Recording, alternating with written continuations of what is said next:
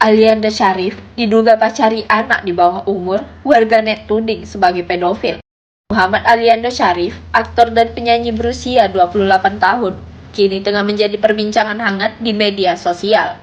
Aliando diduga menjalin hubungan dengan Rizal Skorniki, adik dari aktris Sandrina Michelle yang masih berusia 15 tahun. Kabar ini mencuat setelah sebuah video beredar dan menjadi trending kedua di Twitter pada Jumat 15 November 2024. Dalam video tersebut, Aliando terlihat mesra dengan Rizal, bahkan secara langsung mengenalkan Rizal sebagai pacarnya dengan berkata, "Ini pacarku." Namun, hubungan tersebut menuai kecaman dari warganet.